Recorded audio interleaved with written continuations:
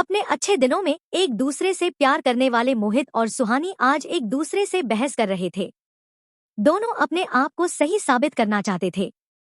मेरे प्यार को तुम गलत समझ रहे हो मोहित, सुहानी गुस्से में कहा, जिसे सुनकर मोहित का गुस्सा और ज्यादा भड़क गया था। मोहित ने अपने गुस्से को दबाते हुए कहा, सुहानी, मैं तुम्हारे प्यार पर शक नहीं कर रहा हूँ, लेकिन मैं तुमसे कुछ समय मांग रहा हूँ ताकि मैं जीवन वही मुकाम पा सकूं जिसे देखकर तुमने मुझसे प्यार किया था। सुहानी बोली, पता नहीं तुम कब तक उस मुकाम पर पहुंचोगे। मेरे घरवाले मेरी शादी करना चाहते हैं। मैं क्या कर सकती हूँ? आज से करीब 2 साल पहले मोहित जिस कंपनी में मैनेजर था, वहां सुहानी एक छोटी सी नौकरी के लिए इंटरव्यू देने आई थी। मोहित ने उसकी क्वालिफिकेशन देखकर उसे नौकरी पर रख लिया। सुहानी के पास कोई एक्सपीरियंस नहीं था, लेकिन फिर भी मोहित ने उसे रखा और धीरे धीरे वह काम सीख गई। कुछ समय बाद सुहानी का प्रमोशन हो गया, जिसके लिए वह मोहित का एहसान मानती थी। अपने घर पर भी मोहित की बहुत तारीफ करती थी। उसकी बातों को सुनकर एक दिन उसकी मम्मी निर्मला जी ने सुहानी से पूछा, कहीं तुम दोनों एक दूसरे को पसंद तो नहीं करते? अगर तुम दोनों में ऐसा कुछ है तो मुझे बता दो। नहीं मम्मी, आप कैसी बात करती हो, कहाँ वो और कहाँ मैं? मेरी उनसे कोई बराबरी नहीं है। मेरे जैसे करीब 200 एम्प्लॉय को वो संभालते हैं। यह कहकर सुहानी अपने कमरे में चली गई। सुहानी को रात भर नींद नहीं आई। उसके मन में तरह तरह के सवाल उठ रहे थे। कहीं मम्मी की बात सच तो नहीं? क्या पता वो मुझसे प्यार करते हों। इसी उधेड़बुन में रात बीत गई। सुबह जब सुहानी ऑफिस पहुंची तो मोहित ने कहा, सुहानी, आज तुम्हें मेरे साथ मीटिंग के लिए चलना है। कुछ ही देर में सुहानी और मोहित दोनों एक कैफे में पहुंच गए। मोहित किसी से फोन पर बात कर रहा था। कुछ देर बाद मोहित ने फोन काट दिया और दोनों के लिए कॉफी ऑर्डर कर दी। काफी पीते पीते मोहित ने कहा, सुहानी, मैं तुमसे प्यार करता हूँ। क्या तुम मेरी लाइफ पार्टनर बनोगी? सुहानी को अचानक झटका लगा, जैसे वो किसी नींद से जागी हो। उसे समझ नहीं आ रहा था कि कैसे रिएक्ट करे। ये आप क्या कह रहे हैं सर? आप कहाँ और मैं कहाँ? मोहित बोला, मैं माफी चाहता हूँ, लेकिन आज कोई मीटिंग नहीं थी।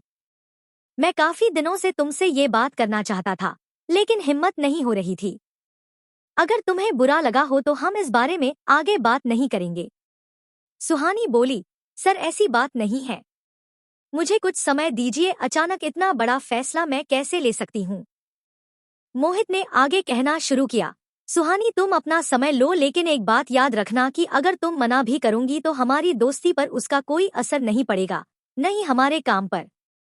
सुहानी उठकर चली जाती है। उसे कुछ समझ नहीं आ रहा था। एक तरफ उसे ऐसा लग रहा था जैसे उसका रात का सपना सच हो रहा था, दूसरी ओर उसे लग रहा था इतनी बड़ी पोस्ट पर होने के बाद भी भला वो क्यों उससे शादी करेंगे। उनके लिए लड़कियां पलके बिछाए बैठी होंगी। सुहानी 2 दिन ऑफिस नहीं गई। उसका मन किसी काम में नहीं लग रहा था। तीसरे दिन जब वह ऑफिस पहुंची तो वह मोहित से बचने की कोशिश कर रही थी, लेकिन कुछ ही देर में उसके मोबाइल की घंटी बजी। देखा तो मोहित का फोन था। सुहानी ने फोन सुना तो मोहित ने उसे अपने केबिन में बुला लिया। सुहानी, क्या बात है? 2 दिन से कहाँ थी? तुमने क्या फैसला किया? मैं पिछले 2 दिन में बहुत परेशान था। आज तो अपना फैसला बता ही दो। सर, आपके और मेरे स्टेटस में बहुत फर्क है, यह आप अच्छे से जानते हैं। ऐसे में मुझे कुछ समझ नहीं आ रहा, क्या करूं? मोहित यह सुनकर हंसने लगा। तुम भी कमाल करती हो, बस इतनी सी बात, मुझे इस सब से कोई फर्क नहीं पड़ता। यह सुनकर सुहानी ने हाँ में सर हिला दिया। अब दोनों ऑफिस के बाद मिलने लगे। ढेर सारी प्लानिंग करने लगे, जैसे शादी के बाद कहाँ घूमने जाएंगे, घर के पर्दे कैसे होंगी, शादी में किस किस को बुलाया जाएगा।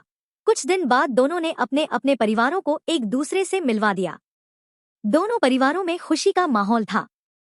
शादी के कुछ ही दिन रह गए थे, तभी एक प्रोजेक्ट को लेकर मोहित और मैनेजमेंट में बहस हो गई। मोहित को नौकरी छोड़नी पड़ी।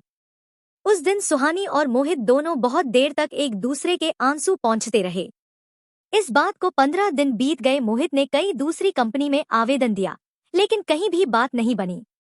1 महीने तक तो मोहित और सुहानी दोनों शाम को उसी जगह मिलते थे, लेकिन धीरे धीरे सुहानी का आना कम हो गया।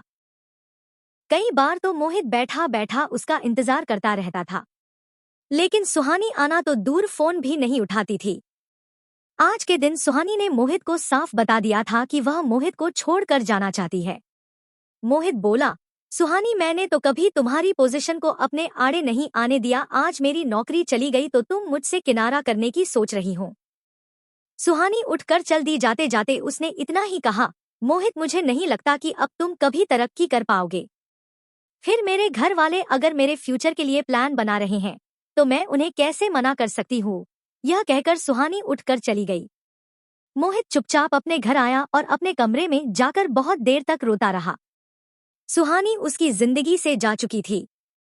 उसे उससे बहुत नफरत हो गई थी। कुछ दिन बाद मोहित सब कुछ भूलकर नौकरी खोजने लगा। कुछ ही दिनों में उसे एक कंपनी में मैनेजर की नौकरी मिल गई। यह कंपनी पहली कंपनी से भी बड़ी थी। मोहित की सैलरी डबल हो चुकी थी। कुछ दिनों में यह खबर सुहानी को मिली। वह अपने किए पर बहुत शर्मिंदा थी। उसकी मम्मी ने कहा, अरे तू एक बार जाकर माफी मांग ले, क्या पता वह मान जाए। वैसे भी वह तुझ पर लट्टू था। एक दिन सुहानी बिना बताए मोहित से मिलने पहुंच गई। उसे देखकर मोहित ने कहा, देखा सुहानी, अब मैं पहले से भी बड़ी कंपनी में आ गया और मेरी सैलरी भी डबल हो गई है, लेकिन अब मेरे दिल में तुम्हारे लिए कोई जगह नहीं है, चली जाओ यहाँ से।